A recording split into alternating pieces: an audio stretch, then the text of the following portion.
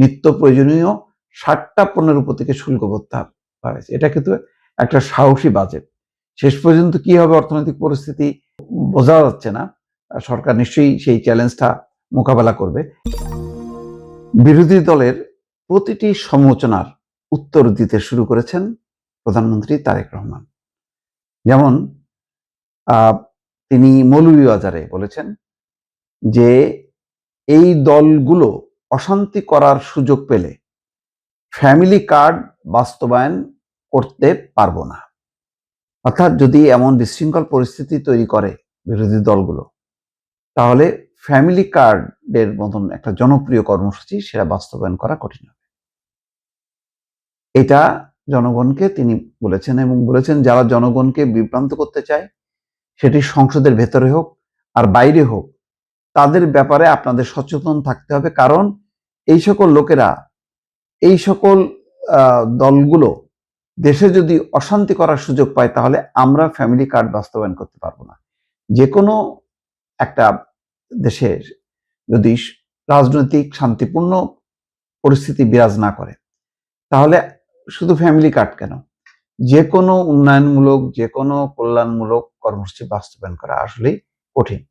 তো এখন শুরু থেকেই সেই নির্বাচনের আগে থেকেই ফ্যামিলি কার্ড, অন্যান্য কর্মসূচি নিয়ে নানা রকম টিটকারি টিপ্পনি, যে টাকা কোথায়, এটা সম্ভব না, এটা হচ্ছে দলীয়ভাবে এটি বাস্তবায়ন করা হবে, এরকম নানাভাবে কিন্তু বলা হচ্ছে। তারা বলছেন নিরাপত্তা কার্ড দরকার, ফ্যামিলি কার্ডের থেকে সব কার্ডই দরকার। নিরাপত্তা তো আমি বারবার বলি, নিরাপত্তা, আইন শৃঙ্খলা, দ্রব্যমূল্য গুরুত্বপূর্ণ, কিন্তু ফ্যামিলি কার্ড কি গুরুত্বপূর্ণ না? যেই ফ্যামিলির হাতে 2,500 টাকা পৌঁছাবে, সে তো কিছুটা হলেও 2-4 দিন 5 দিনের জন্য হলেও তো সে বাজারটা করতে পারবে। তো এইটুকুই বা কে দেয়? এইটা বিরোধিতা করার কি আছে? এটা যে কোনো সরকার যখন জনগণের কল্যাণের কথা চিন্তা করবে, তখন এইরকম কর্মসূচি তারা নেবে। তো এখানে ভুলটা কোথায়, কোথায় মানে সমস্যাটা দাঁড়ালো, এটা কিন্তু পরিষ্কার করে কেউ বলতে পারছে না, কিন্তু বিরোধিতা করে যাচ্ছে নানাভাবে। তারপরে তিনি বললেন বাজেটের যেমন সমালোচনা করা হয়েছে, যেই বাজেটে 60টি পণ্যের উপর থেকে শুল্ক প্রত্যাহার করে নেওয়া হয়, সেই বাজেটকে একটি দল গণবিরোধী বাজেট বলে। এখন জনগণের জন্য যেই বাজেটের সব ব্যবস্থা রেখেছি, সেই বাজেটকে যারা গণবিরোধী বলে, তারা কি কখনো জনগণের বন্ধু হতে পারে? তারা কখনো জনগণের বন্ধু হতে পারে না, এই কথা তিনি উচ্চারণ করছেন। অর্থাৎ বাজেট নিয়ে যে আলোচনা, বলছেন না যে এই বাজেট অর্থহীন, এই বাজেট, মানে ঠিক সবসময় বিরোধী দল যেভাবে বাজেটকে সমালোচনা করে, ঠিক ওই একই ধারা বজায় রেখেছে জামাত এবং এনসিপি।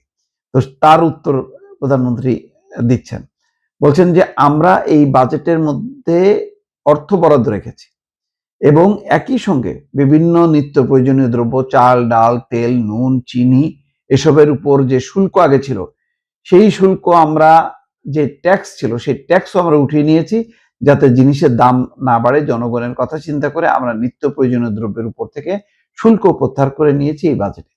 এবার কিন্তু অনেকে মনে করছিল যে এই বাজেট সাংঘাতিক রকম বোঝা হয়ে দাঁড়াবে, এবং যেহেতু সরকারের হাতে টাকা নেই, সুতরাং সরকার নানাভাবে শুল্ক আরোপ করে বা ভ্যাট আরোপ করে সেই টাকা তুলে নেবে এবং এটা আলটিমেটলি জনগণের উপর এই বোঝাটা পড়বে।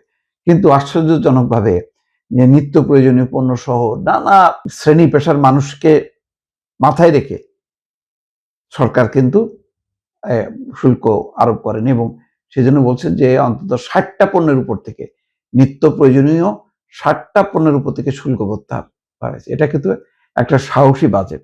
শেষ পর্যন্ত কি হবে অর্থনৈতিক পরিস্থিতি বোঝা যাচ্ছে না। সরকার নিশ্চয়ই সেই চ্যালেঞ্জটা মোকাবেলা করবে, কিন্তু আপাতত এটার কিন্তু ঘোষণাটা যথেষ্ট, এবং এই কারণে বাজারে দেখবেন যে আমরা যেটা দেখি যে বাজেট ঘোষণার পরপরই বাজারে জিনিসপত্রের দাম বাড়ে। এবার কিন্তু সেটা বাড়েনি। এটাও কি মানে বর্তমান সংকটের মধ্যে এটা একটা বড় অর্জন না বা প্রাপ্তি না?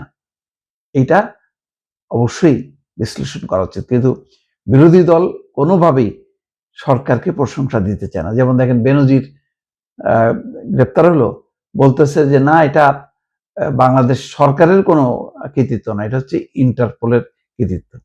এইভাবে বিরোধিতার জন্য বিরোধিতা করা যায়, কিন্তু এগুলো মানুষের মধ্যে খুব একটা বেশি প্রতিক্রিয়া তৈরি করবে না।